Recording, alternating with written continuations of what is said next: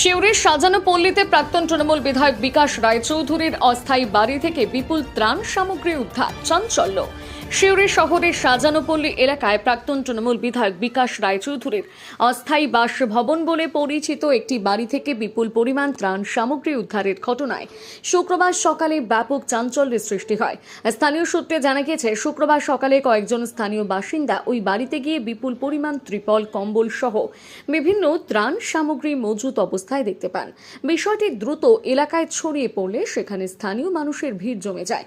খবর পেয়ে ঘটনাস্থলে পৌঁছয় পুলিশ। পরিস্থিতি নিয়ন্ত্রণে রাখতে পুলিশ বাড়িটি ঘিরে রাখে এবং গোটা বিষয়টি খতিয়ে দেখা শুরু করে। স্থানীয় সূত্রের দাবি, বাড়িটির মালিকানা জেলা পরিষদের সদস্য আঁখি অধিকারীর নামে রয়েছে। তবে কি কারণে এত পরিমাণ ত্রাণ সামগ্রী সেখানে মজুত রাখা হয়েছিল তা এখনো স্পষ্ট নয়। ঘটনাকে কেন্দ্র করে এলাকায় রাজনৈতিক চাপানোতর শুরু হয়েছে। যদিও এই বিষয়ে সংশ্লিষ্ট ব্যক্তিদের পক্ষ থেকে এখনো পর্যন্ত কোনো আনুষ্ঠানিক প্রতিক্রিয়া পাওয়া যায়নি। পুলিশ সূত্রে জানা গিয়েছে, উদ্ধার হওয়া সামগ্রীর উৎস এবং সেগুলো সেখানে কিভাবে এলো তা তদন্ত করে দেখা হচ্ছে। ঘটনার জেরে এলাকায় ব্যাপক চাঞ্চল্য ছড়িয়েছে।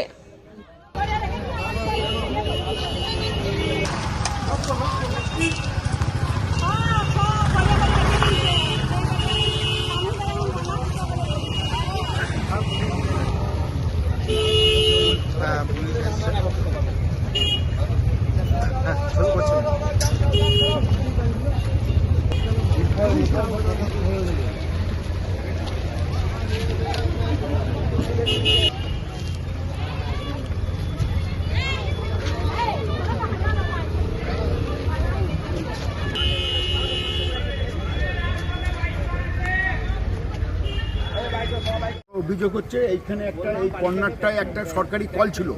যখন প্রাচীরটা ঘিরে তখন আমাদের প্রতিবাদ করার জন্য আমাদেরকে নানাভাবে গালাগাল করে এবং গোবিন্দপল্লীতে এক ভদ্রমহিলা আছে, নামটা আমি ঠিক জানি না, উনি প্রাইমারি স্কুলে মাস্টার মনে হয়।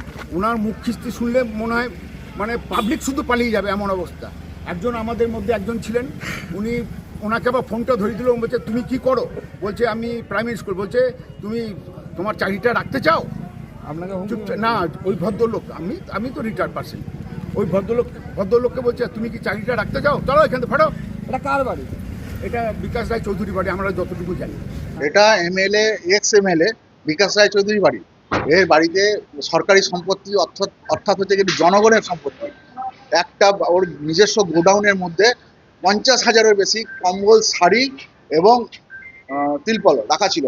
এটা মানে আপনাদের গরিব মানুষদের জন্য দেওয়ার জন্য রাখা সেই জিনিস ওরা লুট করে ভরে রেখেছে। কেন তৃণমূলকে চোর চোর চোর শুনতে হচ্ছে তারই প্রমাণ আজকে চোখের সামনে পাওয়া গেল। এখানে ক্যামেরা করলে বোঝা যাবে যে বাড়িতে কি পরিমাণ সম্পত্তি ভরা আছে। এখানে ভরা আছে তিরপল, কম্বল, শাড়ি। এইগুলো সরকারি সম্পত্তি, যেগুলো গরিবদেরকে ত্রাণ হিসেবে দেওয়ার জন্য সেই ত্রাণের জিনিস চুরি করে লুট করে ভরে রেখেছে। এগুলো শুনেছি আমরা, এরা নাকি রাতের অন্ধকারে বাড়িতে ঢুকিয়েছে এবং রাতের অন্ধকারে এগুলো বিক্রি করা হতো। দেখুন, আজ সকালে যা খবর পেলাম, উক্ত বাড়িটি আমি যে ওয়ার্ডে থাকি, শিউরি শহরে 15 নম্বর ওয়ার্ড, সেই ওয়ার্ডের মধ্যে অবস্থিত। পাড়ার প্রচুর গরিব মানুষরা খবর পায় এবং সেই বাড়িটিতে দেখতে পাই খুলে যে প্রচুর তিরপল, কম্বল, শাড়ি, বাচ্চাদের পোশাক, রিলিফ ম্যাটেরিয়ালস সেগুলো বেআইনিভাবে হোল্ড করা আছে। এটা তো এইভাবে রাখা যায় না। এমএলএ সাহেব প্রাক্তন, তিনি কীভাবে রেখেছেন না রেখেছেন তার ব্যাপার, কিন্তু সে মানুষ যখন এগুলো নিয়ে চলে যাচ্ছিল, আমি দেখতে পেয়ে, খবরটা পেয়ে আমি সঙ্গে সঙ্গে পুলিশকে জানাই যে আপনারা এটা প্রোটেক্ট করুন, আদারওয়াইজ চলে যাবে। এবং পুলিশ এটাকে সঙ্গে সঙ্গে লোক পাঠিয়ে সেটা সিজ করার মতন যে আগের জায়গা, আগের স্টেপে তারা রয়েছে। এবং জেলা সমাহর্তা অর্থাৎ ডিএম, তিনি সব জানেন। রিলিফ ম্যাটেরিয়ালসের কাস্টোডিয়ান হচ্ছে ডিএম বীরভূম। তিনি এবার তার পদক্ষেপ পরবর্তী, অর্থাৎ সেটাকে আবার সিজ করা এবং পরবর্তী পদক্ষেপ গ্রহণ করা, যা করার তিনি করবেন, এই অবস্থা রয়েছে। এরকম মাল শিউরি শহর বা বীরভূমে বহু জায়গায় ঢুকে রয়েছে। আমরা আপনাদের মাধ্যমে অনুরোধ করছি, সঠিক গরিব মানুষদেরকে বেছে বেছে এখনো দিয়ে দেন, অন্যথায় কিন্তু যতই চিঠি করুন ব্যাকডেটে, আইনগতভাবে বাঁচতে পারবেন না। এবং